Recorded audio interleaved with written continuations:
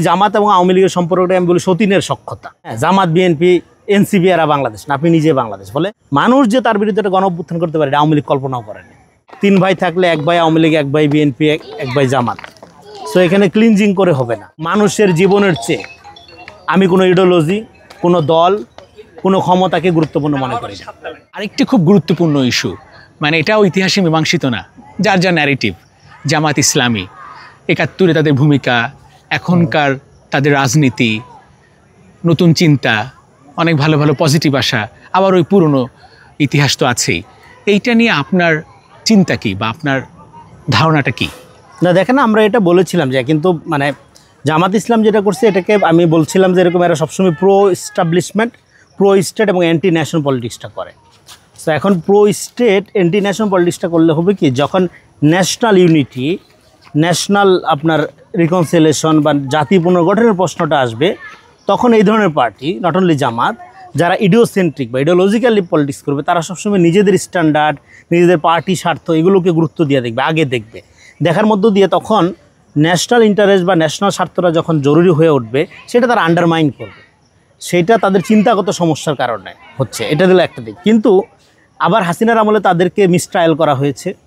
এটা বিচারের নামে জুডিশিয়াল কিলিং করে গুরুত্বপূর্ণ লোকদের হত্যা করা হয়েছে। হত্যা, এই যে আপনার গণহত্যা একটা সংস্কৃতি আপনি বলতে পারেন, এবং শাহবাগের কৃত্রিম জনজাগরণের মধ্য দিয়ে আপনার এটা এমনভাবে করা হয়েছে, এটা শুধুমাত্র সে তো জামাতকে বিনাশ করেই নেই, বরং জামাত সবচেয়ে বিকশিত সংগঠন।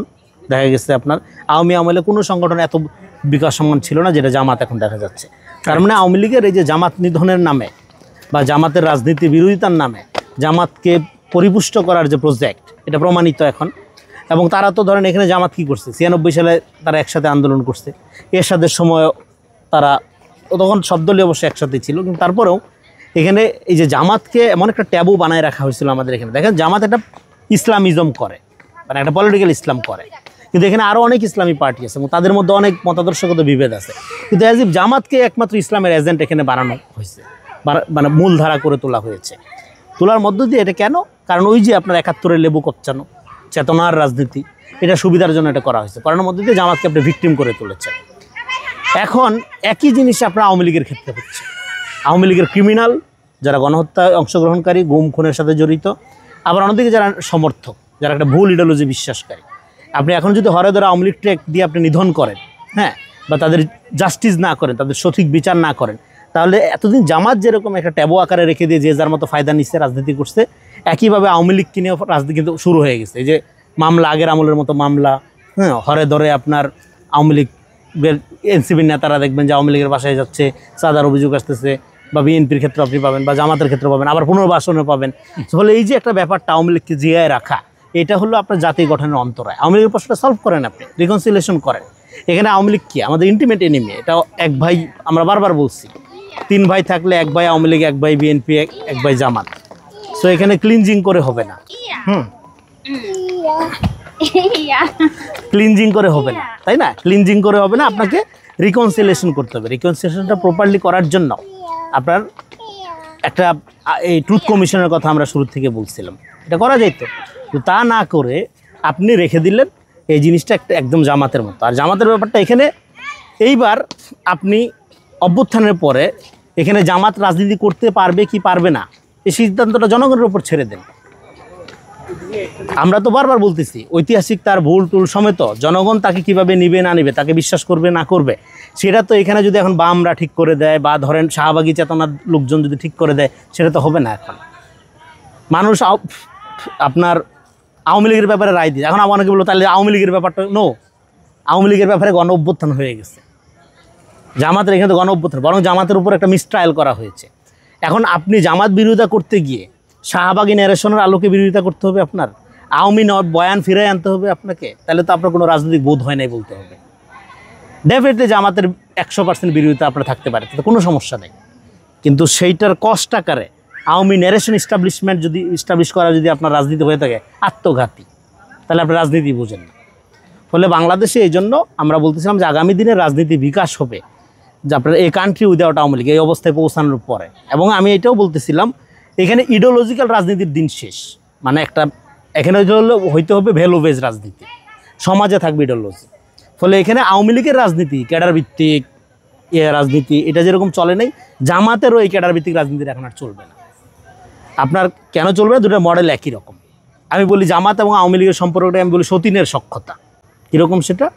সেটা হলো জামাত আওয়ামী লীগের মতো সর্বব্যাপী হয়ে উঠতে চায়, বিশাল হয়ে উঠতে চায়, আর আওয়ামী লীগ জামাতের মতো সুসংগঠিত হয়ে উঠতে চায়, ডিসিপ্লিনারি হচ্ছে। তো এমনিতে বড় সংগঠনই ছিল এবং এই জন্যই তো তার পতন হয়েছে এইভাবে, কারণ সে মনে করতো গণ অভ্যুত্থান তার বিরুদ্ধে হইতে পারে না, কারণ রাস্তার আন্দোলন, মারামারি, গুন্ডামি এগুলো তো সব তার বাপদাদার সম্পত্তি, তার চেয়ে বড় সন্ত্রাসী আর কেউ আছে নাকি? মানুষ যে তার বিরুদ্ধে একটা গণ অভ্যুত্থান করতে পারে আওয়ামী লীগ কল্পনাও করেনি, কারণ আওয়ামী লীগ মনে সবসময় মাসেল পাওয়ারটা নিজের কন্ট্রোলে রাখত। তো ফলে এই জন্য আমি বলতেছিলাম যে আমাদের এরকম ক্যাডার ভিত্তিক রাজনীতির চেয়ে আমাদের একটা মূল ধারা যেটা আমরা বলি বাংলাদেশে, এটা হলো মধ্যপন্থাকে, একটা মডারেট বা ডেমোক্রেটিক ধারাকে মূল ধারা করে তুলতে হবে বাংলাদেশে। এটাই আমাদের এই মুহূর্তে আপনার বাংলাদেশ রাষ্ট্রকে স্ট্যাবল করার মানে একমাত্র পথ, এবং এটা আমরা যতটা দ্রুত করতে পারবো, যত সুন্দরভাবে করতে পারবো, তত আমরা এটা ন্যাশন হিসেবে দাঁড়াইতে পারবো। আপনি জামাত হন, বিএনপি হন, যেই ধারারই হন, আপনি আপনার পরিচয় নিয়ে থাকেন, কিন্তু বাংলাদেশের ব্যাপারে, ন্যাশনাল ইন্টারেস্টের ব্যাপারে, জাতীয় সার্বভৌমত্বের প্রশ্নে আপনার এক থাকতে হবে, ঐক্যবদ্ধ থাকতে হবে। শুধু এক না, একটা এমন একটা পজিশন আপনার থাকতে হবে যে আপনি নিজেই বাংলাদেশ। হ্যাঁ, জামাত, বিএনপি, এনসিপি এরা বাংলাদেশ না, আপনি নিজে বাংলাদেশ। ফলে সার্বভৌমত্বের মালিকানা জনগণের সাথে ফিরাই দিতে হবে, নট পার্টি। আমরা বহু পার্টি নিয়ে আলাপ করি, আমরা পার্টির আলোকে দেশ রাজনীতি ক্ষমতাকে দেখি। এখন আমরা দেখব ক্ষমতার সাথে ব্যক্তি মানুষের সম্পর্কের আলোকে। এইটা 5 তারিখের পরে আমাদের সেই জায়গার থেকে রাজনীতিতে জামাত বলেন, আওয়ামী লীগ বলেন, বা বামপন্থী যে ইডিওসেন্ট্রিক যে ফোর্স, এটাকে আশিস নদীর একটা বিখ্যাত লেখার থেকে আমি বারবার করি যে idealism, ideology and total politics. আইডিয়ালিজমটা কি? ধরেন একটা বাতাসের পরিমণ্ডলের মধ্যে আমরা আছি, সেখান থেকে আপনি শুধু অক্সিজেনটা যখন আলাদা করবেন সেটা হলো আইডিয়ালিজম, মতাদর্শ করবেন।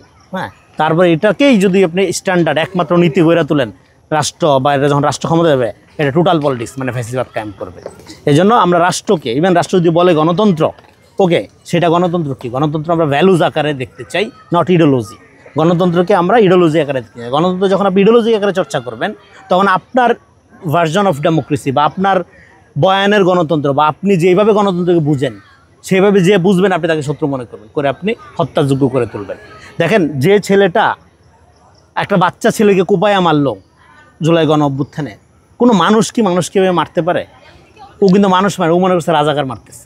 ফলে এই যে ইডিওলজিক্যালি যখন একটা মানুষকে আপনি ডিফাইন করে, ডিহিউম্যানাইজ করে হত্যাযোগ্য করে তুলবেন, তখন তার জাতি আপনি গঠন করতে পারবেন না। আপনাকে যেটা করতে হবে, ওর ইডিওলজি ও থাকতে পারে, সেটা আপনার অপছন্দ হইতে পারে, ইভেন ও বাংলাদেশের ব্যাপারে ওর আবেগ ইমোশন নাও থাকতে পারে, কিন্তু অসুবিধা, রাষ্ট্র তার প্রতি বেআইনসাফি করবে না। ফলে এই যে মানবিক মর্যাদাবোধ, যেটা মানুষের প্রতি মানুষের যে মর্যাদাবোধ, এটা আমরা হারাই ফেলছি। এটা সবচেয়ে ইম্পর্টেন্ট। এটা রিস্টোর না করতে পারলে কিসের জাতি, কিসের রাজনীতি?